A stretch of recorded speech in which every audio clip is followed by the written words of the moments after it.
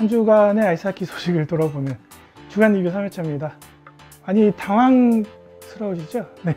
못 보던 사람들이 나와가지고 뭐 하는 건가 싶은데, 네. 먼저 인사를 드리면은 온도스포츠 PD 하고 있는 박힘찬입니다. 그리고 제 옆에는 안녕하세요. 저는 이민지입니다. 네. 이민지 코치고요. 원래는 이제 좀 상황 설명 드릴게요. 일단은 이번 주에 이렇게 된 상황이 오광식 감독님이 일단 확진 판정을 받으셔가지고 지금 집에서 격리 중입니다. 네. 그런 상황이 있고, 또 때마침 김태범 아나운서는 지방에 또 스케줄이 갑자기 생기는 바람에 지금 울산 내려가 있습니다. 원래 주간 리뷰가 오광식 감독님 그리고 이민지 코치님 두 분이서 하시게끔 제가 콘텐츠 기획을 하고 있었거든요. 근데 또 때마침 첫 회 타이밍 때 이민지 코치님 또 부상 이슈가 있어가지고, 네. 어깨 수술을 계속 미루다가 이제 딱 타이밍이 나가지고 하게 돼서 하필 또 이게 또 촬영이랑 네. 겹치게 돼가지고 제가 합류를 못했습니다. 네, 계속 선수 생활 때부터 누적이 돼 있던. 네, 계속 그러니까요. 시기만 조금 잡고 있다가 네. 못하고 하다가 이제야 했는데 딱 하필 또 그러니까 이렇게 겹치게 됐어요. 그렇다 보니까 이제 급하게 김태범 아나운서에게 SOS를 쳤던 상황이었고, 그렇게 2회차까지 진행이 됐던 거였고요. 네, 이번 주는 또 이런 상황이었다는 거 이해를 해주시고요. 이번 주만 참으시면 또 금방 나으시겠죠. 예. 먼저 아시아리그부터 지난주 경기 결과 살펴보겠습니다. 일본 경기 결과부터 살펴볼게요. 먼저 쿠시로에 있었던 시리즈인데요. 이스트 홋카이도 크레인즈와 레드 이글스 홋카이도가 2연전을 가졌습니다. 첫 번째 경기에서는 레드 이글스가 4대2로 승리를 거뒀는데, 먼저 앞서갔던 거는 크레인즈였어요. 네, 크레인즈가 한 골을 먼저 내줬지만 두 골 파워플레이로 따라잡으면서 역전에 성공했지만 3피리어드 중반에 다시 레드 이글스가 재역전에 성공을 하면서 승리를 가져갔던 상황이었고요. 두 번째 게임에서는 이스트 홋카이도 크레인즈가 2피리어드에서만 5실점을 하면서 레드 이글스가 일찌감치 승부를 가져왔었죠. 크레인즈는 연패가 됐네요. 레드 이글스는 시리즈 스위브라는 경기 결과를 가져왔습니다. 기록만 봐도 슈팅수나 파워플레이 찬스나 뭐 여러 가지로 최근 상승세를 이어가고 있는 레드 이글스였고요. 여전히 리그 1위를 지키고 있는 상황입니다. 다음은 하치노에 시리즈입니다.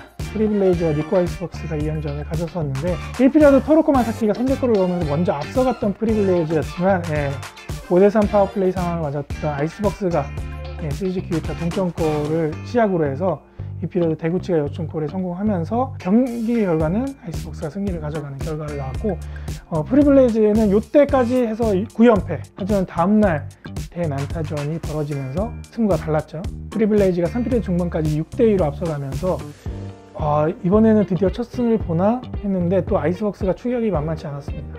한 골차까지 맹 추격하고 엠티넷 공격까지 펼쳤는데, 그래도 결국에는 프리빌레이즈가 한 골을 끝까지 지켜내면서 시즌 첫 승, 마수거리 첫 승을 10경기 만에 얻었었고요. 그 자릿수까지는 안 갔는데 1승 1패를 나눠 가졌던 하치노의 시리즈였습니다. 이번에는 안양 시리즈 한번 살펴보겠습니다. 다들 중계 보셨죠? H안양과 요코하마 웨이츠 9대2 승부가 났었는데 1피리어드부터 정말 골이 실수 없이 터지는 그런 모습들을 볼 수 있었는데요.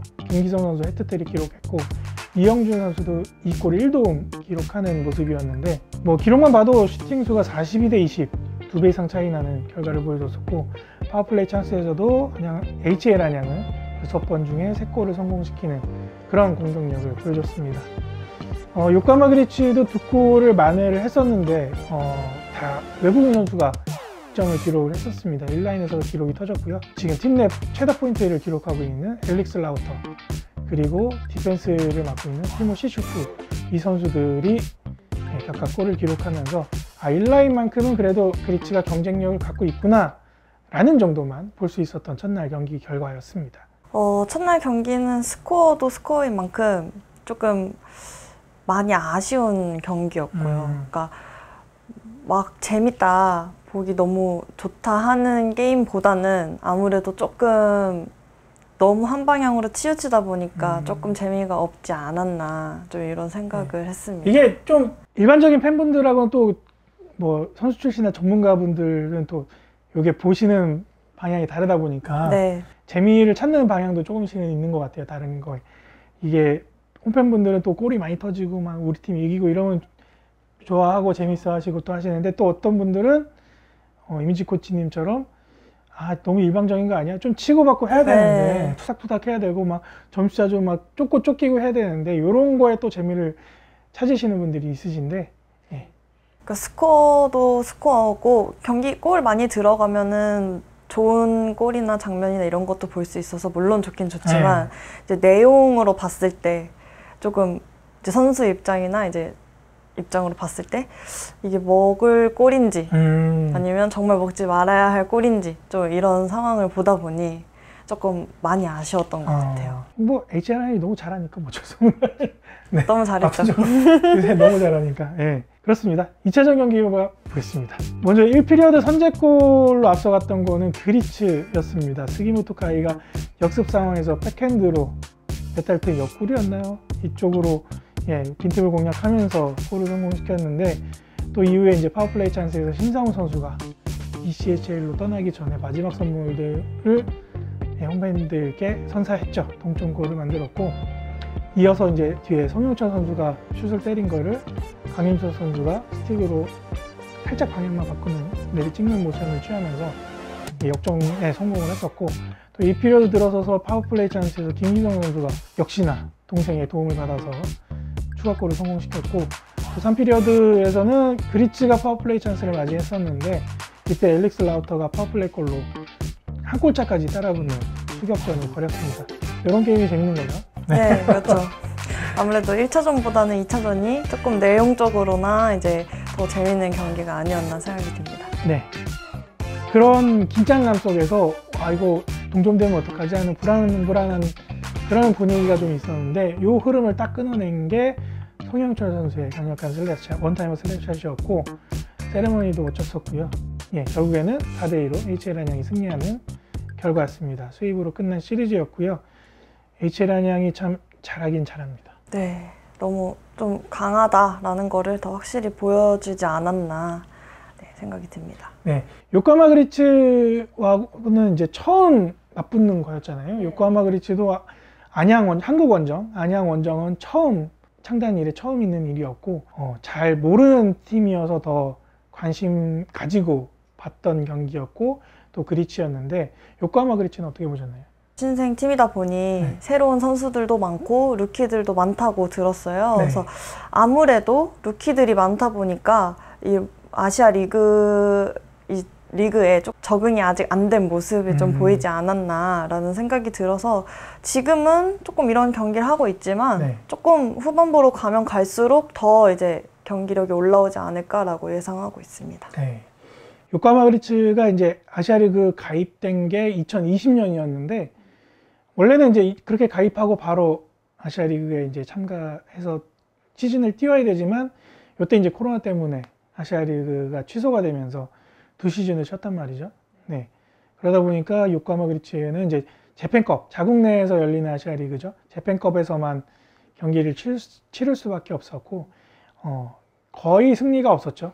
1승 따내기가 정말 하늘의 별따기처럼 어려운 시즌을 보냈었는데, 이번 시즌 이제 HI 안양까지 포함이 돼서 완전한 아시아리그가 펼쳐지게 되면서 요코하마도 제대로 된 데뷔 무대를 가졌었는데, 뭐 시즌 초반에 3승 거두면서 정말 좋은 분위기를 보여줬었거든요. 하지만 안양 원정길까지 포함을 해서 연패를 달리게 되면서 조금은 좀 더 말씀하신 것처럼 아시아리그 적응하는 데 애를 먹고 있는 요코하마 그리츠였습니다. 현재 순위 한번 살펴보겠습니다. 레드이글스 홋카이도가 8할 7푼 5리로 1위를 유지하고 있고요. HL 안양이 이번 시리즈 수입하면서 승률 8할을 찍고 2위에 있습니다. 아이스박스는 하치노 원정에서 1승 1패를 기록했는데 승률 6할로 3위에 위치하고 있고요. 요코하마 그리츠는 연패를 거듭하면서 승률이 3할 7푼 5리까지 떨어졌습니다. 마찬가지로 연패 중인 크레인즈가 승률 3할까지 떨어지면서 5위 유지하고 있고, 이번에 시즌 첫 승을 거뒀던 프리블레이즈가 드디어 승률 0이라는 기록을 깼는데, 1할이죠. 10경기에 한 번 이겼으니까 1할인데 아직까지는 조금 갈 길이 먼 바쁘는 상황이 되겠습니다. 이번 주 일정 살펴보겠습니다. 레드이글스 홋카이도 로우크 프리빌레이즈가 도마코마이에서 2연전을 갖겠고요. 니코 아이스박스와 HL 안양이 니코에서 2연전을 갖겠습니다. 네, 먼저 도마코마이에서는 1위 팀하고 이제 최하위 팀이 맞붙게 된 상황이 됐는데요. 쉽게 생각하면 경기 결과는 이제 쉽게 예측이 될 것 같은데, 네. 또 마지막 10번째 경기에서 승리를 가져갔던 프리빌레이즈란 말이죠. 네. 그래도 어려울까요? 아무래도 쉽지는 않겠지만 네. 이제 레드 이글스 같은 경우도 조금 방심을 하고 나올 수도 있고, 그쵸. 네, 그리고 또 선수들끼리 서로 너무 잘 알다 보니 그쵸. 아무래도 변수는 또 있지 않을까. 그래서 혹시 어떤 결과가 나올지는 좀 예측하기 어려울 것 같습니다. 네. 저는 예측하기 쉬울 것 같아요. 사실 그건 맞습니다. 더군다나 또 레드이글스 홈이다 보니까. 네. 하지만 그 분위기가 꺾이지 않으려면은 프리빌레이즈가 이번 시리즈가 굉장히 중요하지 않을까 생각이 듭니다. 예, 니코에서는 HL 안양이 3주간의 홈 시리즈를 마치고 다시 일본 원정길에 오르게 됐는데요. 지난 9월 맞대결에서는 1승 1패를 기록했단 말이죠. 네. 이번에는 어떻게 될까요? 지금 아이스박스 같은 경우는 지금 프리빌레이즈의 연패를 끊어준 팀이잖아요. 의적의 행동을 네. 하고 있죠. 네. 그리고 HL 안양 같은 경우는 물론 그리츠였지만 네. 그래도 계속 승을 하고 넘어온 상황이기 때문에 조금 더 분위기는 좋지 않을까 네, 라는 생각이 듭니다. 근데 니코 홈이 네. 니코라는 쉽지 동네가 만만치 않은 쉽지 동네라고 않죠. 하잖아요. 네. 니코도 가보셨죠? 네, 저도 이제 저희 오빠가 현역에 있을 때 좀 그 원정 경기를 한번 따라가 본 적이 있는데 분위기 자체가 조금 압도하는, 현장을 압도하고 좀 주눅들게 하는 좀 그런 게 있더라고요, 확실히. 레이저도 쏘고 그렇죠. 화려하죠. 네. 경기장 가보면은. 좀 좋은 경기를 하고 오지 않을까.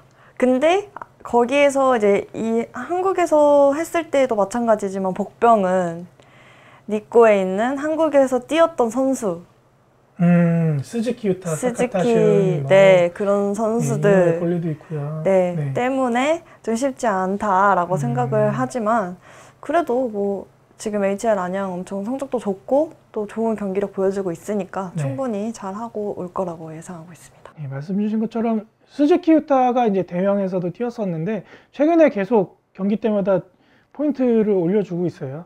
예, 지난 원정길에서도 포인트 역전골을 성공시키는 모습도 있었고, 그리고 지난번에 안양 원정에는 함께하지 못했던 후쿠지 골리가 과연 부상에서 복귀를 해서 이번 홈 시리즈에서 또 모습을 나타낼 수 있는지 또 변수가 되겠네요. 네. 후쿠지가 부상 이전에는 4경기에서 셧아웃만 2번 했었거든요. 네. 그 정도로 나이가 지금 40대인데 예, 뭐 전성기가 언제까지 되는 건지 클래스가 정말 엄청난 모습을 보여줬었는데 레드이글스 경기에서 부상을 입고 한국 원정에서는 못 왔었는데 이번에는 과연 모습을 드러내는지 그게 좀 궁금한 점이고요. 그렇게 나와서 박빙의 경기를 펼치면은 또 재밌는 경기가 되지 않을까 싶어요. 예. 다음은 신상훈 선수 이야기인데요. 예, 다들 알고 계시겠지만 신상훈 선수가 ECHL 글래디에이터스로 이적하게 됐습니다. 이번 주에 출국한다고 하는데 ECHL은 이제 10월 21일부터 우리나라 시간으로는 22일 아침이죠. 이때부터 이제 개막을 하는데 조금은 이제 생소한 리그라고 생각하실 법도 한데 이제 북미에는 NHL이 있고 그 밑에 AHL이 있고 그 밑에 ECHL이 있습니다. 어떻게 보면 3부 리그라고 생각하시면 편할 것 같고요. 신상훈 선수가 지난 시즌에도 중간에 글래디에이터스로 합류를 해서 한 시즌 반 정도 뛰었던 것 같아요. 31경기를 소화를 했었는데 이때 13골 9도움 22포인트를 기록했었고 굉장히 임팩트 있는 모습을 보여주고 플레이오프까지 뛰고 그러고 이제 세계선수가 합류했었죠. 네. 그러고 이번에 다시 글래디에이터스에서 부름을 받아서 다시 한번 ECHL 무대를 밟게 됐습니다. 저번 주에 인터뷰를 했었는데 본인은 AHL까지 꼭 가보고 싶다 라고 했는데 AHL을 밟아본 선수가 우리나라에서는 없잖아요. 없죠. 네. 네. 그러다 보니까 새 역사를 쓰는 이 신상훈 선수의 응원이 많이 필요하다 인터뷰 때도 얘기가 있었는데요. 풀 시즌을 이제 뛰는 거는 신상훈 선수 이번에 처음이니까, 그리고 본인도 풀 시즌 한번 뛰어보고 싶다 이런 소망도 있었다라고 얘기를 했었거든요. 지난 시즌만큼만 하면은 충분히 좋은 또 소식이 있지 않을까 기대를 하게 될 것 같고요. 작년 10월에 안양알라였죠. 그때는 HL 안양이 미국 전지훈련 애틀란타 쇼케이스를 다녀왔었는데, 그때 저도 이제 영상 컨텐츠 영상을 담기 위해서 같이 따라갔다 왔는데, 거기에 이제 애틀란타 도심지에 있는 경기장은 아니었고 거기서 조금 더 떨어진 곳에 경기장이 있고 거기서 이제 홈게임을 펼치는데, 왜 이렇게 시골 동네야? 라고 하지만 경기장 가보면은 어마어마하더라고요. 네. 영상으로 보신 분들 아시겠지만, 강릉 하키 센터만큼의 규모의 뭐 관중석에, 근데 또 안팎으로는 그 특유의 미국 문화들 있잖아요. 그런 분위기들이 잘 잡혀 있어서, 아, 참, 게임 볼맛 나겠다. 내지는 선수들은 게임 할맛 나겠다. 이런 생각이 좀 들었었고요. 본인도 좀 ECHL 리그 생각보다 좀 빠르고 뭐 몸싸움이 격하고 싸움도 많이 난다고 하지만 그것보다는 좀 스피드가 있는 리그라고 느껴서 본인도 재밌게 할 수 있었다라고 했는데, ECHL 같은 경우에는 원정길 다 버스로 다닌다고 들었었거든요. 또 이게 땅덩어리가 넓어가지고 그러니까요. 만만치 않잖아요. 네. 이민지 코치님도 선수 시절 때 전지훈련 미국으로 가고 하면은 다 경험해 보셨잖아요. 저희도 이제 평창 올림픽 전에 2017년도에는 네. 미국으로 전지훈련을 많이 갔었어요. 미네소타에 가서 미네소타 가고 또 뉴욕에도 가서 이제 대학 팀들이랑 게임을 많이 뛰었는데, 그때 이제 버스 투어 하면서 약간 도장 깨기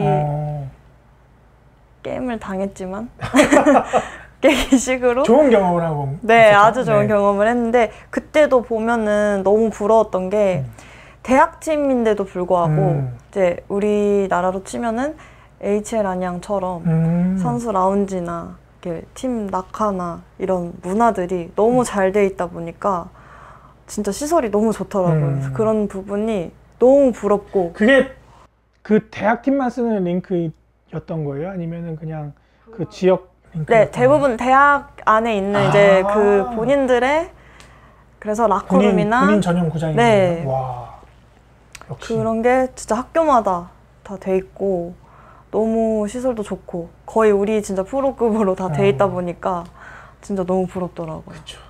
이 아시아 리그와 비할 바는 아니지만 그런 북미 무대인데, 예, 그러다가 콜업 하면은 HL에서 콜업 하면은 원정 버스길 떠났다가도 콜업 보면은 바로 자기 사비로 비행기 타고 막 AHL 팀으로 가고 막 그런다고 하더라고요. 얘기 들어보니까 그때 작년에 갔을 때.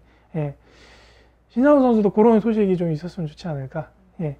기대를 해보고 잘하겠죠, 가서? 그럼요. 전 지금도 너무 신상훈 선수가 대단하다고 느끼는 게, 나이 차이가 많이 안 나다 보니까 여자 대표팀 같은 경우는 게임 상대가 없다 보니까 네. 거의 중학교 팀들이랑 연습 경기를 많이 했었어요. 그러다 보니까 신상훈 선수 중학교 시절에도 같이 뛰고 했던 경험들이 있어요. 제가 이제 뭐 프로팀 선수들이나 이렇게 아는 게, 그럴 때 이제 같이 게임 뛰어본 선수들이나 뭐 이런 식으로 이제 아는 거거든요. 서로 오고 가다가 인사하고 하면서.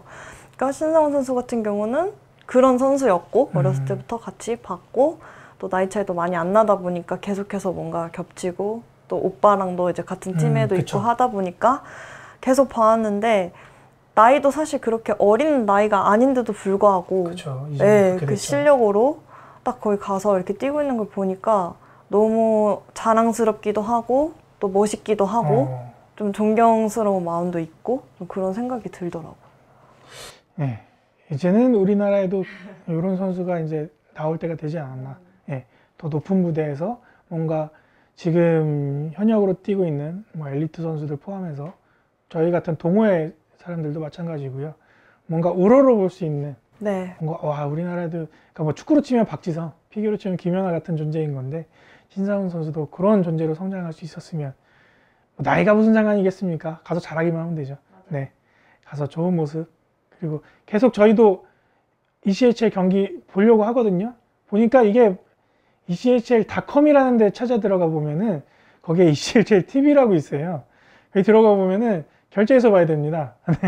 근데 그 가격이 아시아 리그랑 큰 차이가 나지 않아요. 여기서 봤을 때는 아시아 리그 TV가 아마 이 ECHL TV를 보고 벤치마킹을 하지 않았나, 좀 이런 생각이 좀 들었었는데, 결제해서 볼 거니까요. 또 신상훈 선수 활약하는 모습들 또 주간 리뷰를 통해서 이미지 코치님하고 왕식 감독님이 전달할 수 있도록 또 준비해 보도록 하겠습니다. 자, 이번 시간에는 지난 안양에서 나왔던 장면들, 몇 가지 장면들을 두고 의아해하거나 이게 왜 이렇지? 라고 막 물어보시는 분들이 현장에서도 굉장히 많았었거든요. 또 중계로 보시는 분들은 또 상황을 놓치거나 또 저희가 부족함이 있어서 상황을 온전하게 못 전해드리면은 또 이게 왜 이런 상황이 된 거지? 라고 또 모르시는, 의아해 하시는 분들이 계실 것 같거든요. 그래서 그런 좀 부분들을 짚어드리고자 시간을 마련을 해봤고요. 그림을 보면서, 영상을 보면서 하나씩 한번 살펴보겠습니다. 먼저 처음 해보실 거는 첫 번째 경기에서 이 피리어드 초반에 나왔던 상황이었거든요. 퍽이 나온 거를 황현우 선수가 나와서 퍽 컨트롤을 했는데 여기서 휩쓸이 나왔단 말이죠. 그러면서 딜레이드 페널티가 나왔어요. 이게 이제 새로 생긴 룰이죠. 네, 이게 그 주간 리뷰 첫 회 때 이제 네. 오광식 감독님이 설명을 했었던 장면인데요. 이제 골리 제한 구역이라는 룰이 생겼어요. 그래서 골대 뒤에 사다리골 모양으로 이제 그 지역을 벗어나서 플레이를 하게 되면 이제 골리에게 페널티가 주어지게 되는 상황인데, 지금 같은 경우는 네. 저 사다리골 앞에 이제 사다리골 엔드라인 뒤에 넘어오기 전에 처음에는 이제 앞에서 잡았었죠.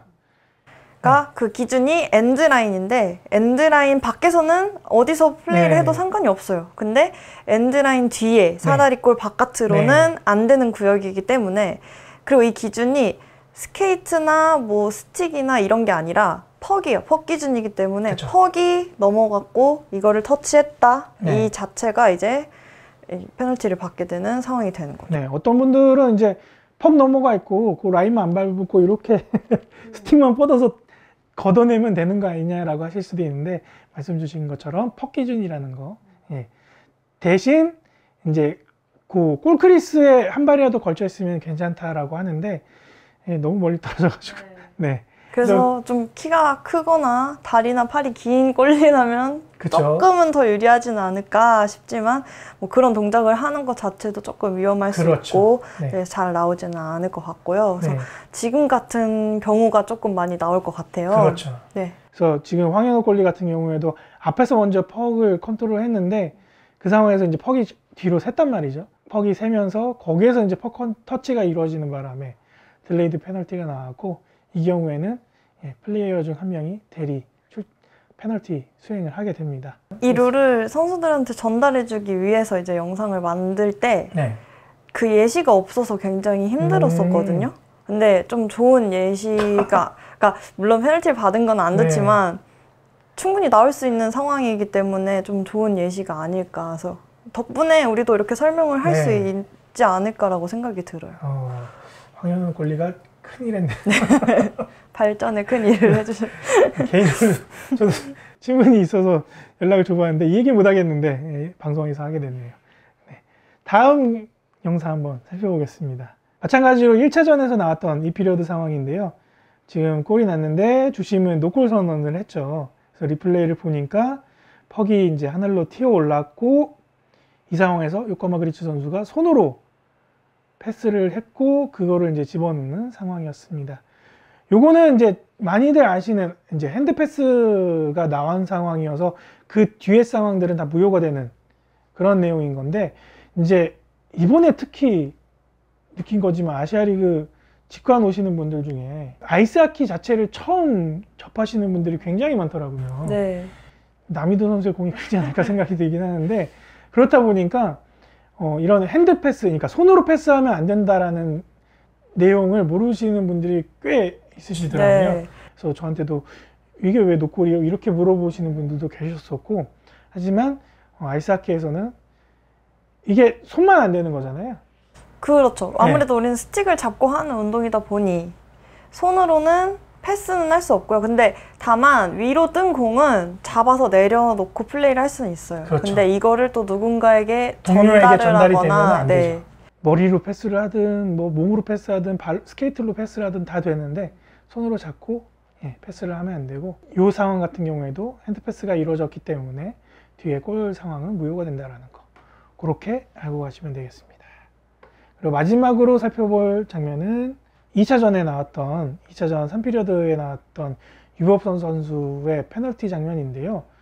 그냥 단순한 페널티라 생각을 하고 게임 미스컨덕트가 나오고 퇴장을 당했단 말이죠. 그래서 남은 경기를 뛸 수 없는 상황이었는데, 저도 중계를 하면서 이게 왜 뭐지 했는데, 나중에 이제 리플레이를 돌려보고 편집할 때 돌려보니까 크로스 체킹 상황이 발생이 떴더라고요. 그러면서 선수 상대의 부상이 이루어졌었죠. 네, 살짝 높이가 위로 가면서 네. 이제 얼굴 쪽에 부상을 입게 되면서 이제 페널티를 받게 됐습니다. 예, 유범석 선수 입장에서는 이제 퍽을 덤프시켜 놓고 있는데 이제 상대가 다가오니까 밀어내는 목적으로 방어하려고 이제 손을 들었는데, 거기서 이제 부상 상황이 발생이 됐었고, 이러면서 크로스 체킹 메이저 페널티를 받고 게임 미스컨덕트가 부여가 되면서 남은 경기 출장을 할 수 없게 된 그런 장면이었습니다. 그래서 저도 중계 때는 몰라가지고 막 헤매고 그랬는데 나중에 보니까 이런 상황들이 있었더라고요. 그래서 특히나 이제 위험할 수 있는 부상이 이루어질 수 있는 장면들에 대해서는 페널티가 엄격하게 적용이 되기 때문에 보시는 분들도 이런 점들 염두에 두시고 보시면 좋을 것 같습니다. 중계 때 더 열심히 잡아볼게요. 이번에 미스해서 놓쳤는데요. 저도 열심히 공부하고 있으니까요. 네, 마지막으로 전해드릴 소식은 이제 여자 아이스하키 리그 내용인데요. 지난 9월부터 해서 2주간 동안 펼쳐졌었고 10월 2일까지 진행이 됐었죠. 올스타전까지 치러지면서 무사하게 시즌 리그가 마무리가 됐었는데, 전경기 온더스포츠를 통해서 라이브 스트리밍이 됐었습니다. 많은 분들이 보시지 않았지만 내용이 있어서 가지고 한번 정리하는 시간을 짧게나마 가져보도록 하겠습니다. 여자 리그가 그 전에 썸머 리그로 해서 여름에 펼쳐졌었잖아요. 네. 그 한때 이제 협회 주관으로 해서 국가대표팀 선수들을 세 팀으로 나눠서 이제 일반 선수들을 이제 뽑아가지고 팀마다 이렇게 분배를 시켜서 저희끼리 이제 세 팀으로 이제 운영을 했었습니다. 그때는 그럴 수밖에 없었던 게 뭐 여자 팀도 없었고, 뭐 수원시청도 물론이고 여자 팀 자체가 아예 없었고, 다 뭐 일반 클럽에서 운동을 하거나 개인 운동을 하거나 뭐 그런 선수들이 대부분이었잖아요. 네, 맞아요. 첫 해 때부터 제가 가서 촬영을 했던 거를 기억하거든요. 그때 뭐 그때 평창 준비한다고 막 외국에서 선수들도 오고 뭐 그러고 하면서 다 거의 약간 트라이아웃을 한다는 개념으로 조금 리그를 운영을 했었던 것 같아요. 그러다 보니까 그때 고대였던 걸로 기억을 하는데, 거기에서 제가 2년째인가 3년째까지 찍고 이게 태능으로 옮기고 뭐 진천으로 옮기고 이러면서 제가 못 가보고 못 찍었던 것 같아요. 그러고 코로나 때문에 중단이 됐다가 이번에 이제 한돈대라는 타이틀을 달고 더 드림리그라는 대회 타이틀을 가지고 여자 아이스하키 리그가 다시 부활을 했는데, 이렇게 갖춰지고 뭔가 팀들이 참여가 되는 거는 처음이에요. 네, 이렇게 해서 운영이 된 건 처음이고, 또 뭔가 스폰 받아서 이렇게 운영이 된 거는 처음입니다. 그러다 보니까 참가팀들을 살펴보면은 당연히 수원시청 참가를 했고요. 그다음에 목동 허리케인즈, 드림링커스, 제니스 레드, 아남 타이거 샥스, 그리고 전주한 옥마을까지 이렇게 6개 팀이 참가를 해서 풀리그 방식으로 경기를 펼치고, 그다음에 상위 4개 팀이 1, 4, 2, 3 이렇게 4강 플레이오프 걸쳐서 결승전까지 치르고, 그리고 마지막에는 수원시청 대 리그 올스타 요거까지 하면서 뭔가 진짜 리그로서 뭔가 갖춰진 모습, 물론 보는 분들 입장에서는 부족하고 모자라 보일 수 있지만 이렇게 첫 발을 내딛었다는 게 굉장히 의미가 큰, 역사적 의미가 있는 일이 아닐까 생각이 듭니다. 일단 간단하게 경기 결과 순위를 살펴보면은 당연히 이제 수원시청이 매 경기 때마다 10골 이상씩 스코어를 벌려내면서 수원시청이 전승으로 우승을 했고요. 그다음에 준우승은 목동 허리케인스. 여기에도 이제 보니까 U18 선수들이 많이 포함이 돼 있더라고요. 네, 이번에 9월에 갔다 왔던 U18 설계 선수권을 참가했던 선수들이 많이 속해 있었고요. 네. 또 아남 타이거 샥스나 제니스 레드 같은 팀에도 또 몇몇 선수들이 있었던 걸로 알고 있습니다. 그렇습니다. 그리고 3위는 드림윙크스가 차지를 했고 4위는 제니스 레드, 5위는 아남 타이거 샥스, 6위 전주 한옥마을 이렇게 순위였는데 아까 말씀드린 것처럼 U18 선수들이 많이 포함이 되어 있는 목동 허리케인스 같은 경우에는 이제 수원시청과는 격차가 어느 정도 있지만 또 다른 팀과는 또 어느 정도 격차를 벌릴 수 있는 경기 내용을 보여줬었고 나머지 3개 팀, 3, 4, 5위 팀은 정말 박빙이었었거든요. 나중에라도 한번 다시 보기는 하이라이트 보시면 좋을 것 같은데 승부샷 승부까지 가고 또 막 어떤 경기는 승부샷만 32번을 갔었어요. 승부샷만 한 30분 하더라고요. 그래서 네, 저는 안양 넘어와야 되는데 승부샷 또 들어가고 있고 막 해서 막 불안불안했던 적도 있었는데 아무튼 그 정도로 재밌는 경기들이 많이 있었습니다. 그래서 뭐 보니까 대회 참가 자격이 초등학교 6학년 나이 때부터 해서 위로는 제한이 없더라고요. 그러니까 네. 예, 뭐 10대부터 40대까지 정말 폭넓은 선수층을 자랑하는 이번 리그였었고 단순히 이제 순위만 놓고 보면은 1위부터 6위까지 나눠져 있었지만 일단 참가했던 선수들은 나중에 인터뷰를 하면서 느꼈지만 순위와는 전혀 상관없이 이 리그를 참가하고 게임을 뛴다라는 거에 굉장히 신나고 즐거움을 느끼고 있었더라고요. 네, 아무래도 아까 말씀하셨던 것처럼 나이 제한도 없고 하다 보니까 또 그리고 제가 요즘에 이제 성인팀에서 또 코치하고 하면서 보면은 이제 성인 팀에도 여자분들이 되게 굉장히 많아지는 추세예요, 요즘에. 그래서 또 그분들도 여기 참가하고 싶어 하시는 분들도 엄청 많았고, 근데 다만 뭐 조금 시간을 내기가 조금 어렵다던가, 네, 그런 문제 때문에 또 참가를 못 하신 분들도 많거든요. 그래서 그런 걸 보면은 정말 이제는 또 인프라도 많아졌고, 이렇게 팀을 6팀이나 구성할 수 있을 정도의 이제 그 정도 인원도 되고, 또 실력도 물론 지금은 조금 차이가 많이 날 수는 있지만 점점 이제 올라가고 있는 추세다 보니까 또 이런 리그가 좀 커지다 보면 언젠가는 이제 다들 비등비등하게 경기를 할 날이 오지 않을까라는 생각을 해봤습니다. 맞습니다. 이렇게 좀 더 몇 해 진행이 되다 보면은 진짜 의욕을 갖고 수원시청처럼 팀을 만드는 경우도 생길 수도 있을 거고 아니면은 또 여자 선수들만 구성이 된 여자 팀이 또 클럽 팀이 됐든 뭐 실업 팀이 됐든 또 생겨날 수 있는 여지가 있는 거니까 계속해서 리그가 유지가 되는 게 중요한 것 같아요. 네, 그렇죠. 아무래도 유지가 계속 되고 좀 이렇게 기반이 있어야 또 더 많아질 수도 있는 거고 참가를 하고 싶어 하는 사람들도 또 계속 참가를 할 수 있는 여건이 만들어진다고 생각을 해요. 그래서 계속 유지가 됐으면 좋겠네요. 그래서 경기 결과 내용만 보면은 뭐 10골 차 나고 뭐 20골 차 나고 해서 뭐 재미없다 뭐 보시는 분들은 그렇게 생각하실 수도 있겠지만 일단은 시작하는 게 먼저인 것 같고요. 그리고 전주 한옥마을 선수들도 만나봤지만 인터뷰를 하면서 10골 차가 나든 15골 차가 나든 전혀 중요한 게 아니거든요. 골수가 많이 나면은 멘탈도 무서지고 힘들고 빨리 끝났으면 좋겠다 이런 생각도 할 법하지만 정작 뛰었던 본인들은 너무 신나고 재밌게 그리고 다음에 또 참가하겠다는 의지를 내비칠 정도로 의미가 있었던 리그였기 때문에 계속해서 관심도 가져주시고 저도 기회가 되면은 이번에도 협회에서 불러줬으니까 간 거거든요. 그래서 또 불러주시면은 이렇게 전달할 수 있는 좋은 컨텐츠를 만들 수 있도록 노력을 하겠습니다.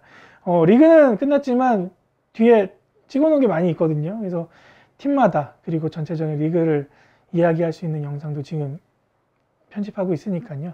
아마 이번 주말 내지는 다음 주가 되지 않을까 싶은데 또 영상 올라오면 재밌게 봐주시고 관심 가져주시고 우리나라에도 드디어 여자 리그가 생겼구나 이렇게 알고 계시면서 응원을 해주시면 좋을 것 같습니다. 이렇게까지 이번 주간 리뷰 3회차를 준비를 해봤고요.